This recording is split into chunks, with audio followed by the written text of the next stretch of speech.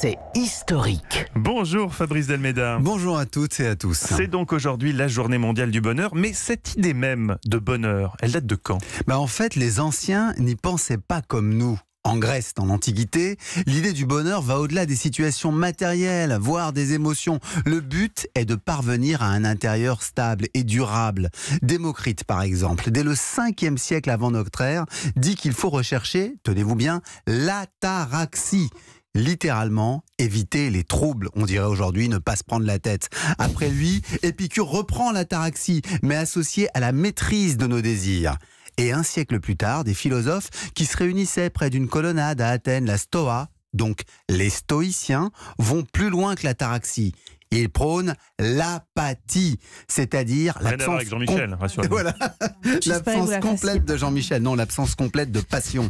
Selon eux, il faut se priver de toutes les émotions, les bonnes comme les mauvaises. C'est la condition pour se sentir bien durablement. Et ces philosophies antiques sont balayées par le christianisme. Oui, avec le christianisme, la prière et les bonnes œuvres font la vie pieuse. Les conditions spirituelles sont les seules à conduire au bien. La vie sur terre n'est qu'une vallée de larmes comparée aux joies de l'au-delà, mais tout change en Europe à partir du XVIIe siècle. Que se passe-t-il ?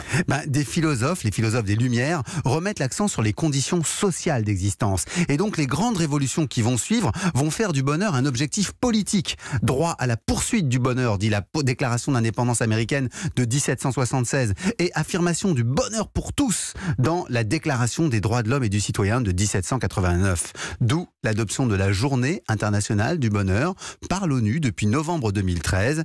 Une manière d'affirmer que le bonheur collectif prime sur le PIB et les intérêts égoïstes. Merci beaucoup Fabrice Delméda, philosophe autant qu'historien. Je me permets de préciser, puisque je ne fais pas que des blagues sur Jean-Michel Apathy, je renvoie, on pense ce qu'on veut de Michel Onfray, mais à une époque, il était prof, il l'est peut-être toujours d'ailleurs, il a écrit une contre-histoire de la philosophie qui est assez passionnante et intéressante sur cette notion de bonheur, et notamment sur la manière dont le christianisme a balayé les siècles, l'hédonisme effectivement, qui venait des présocratiques, et une philosophie très intéressante à redécouvrir avec Michel Onfray. Voilà, c'était mon petit message.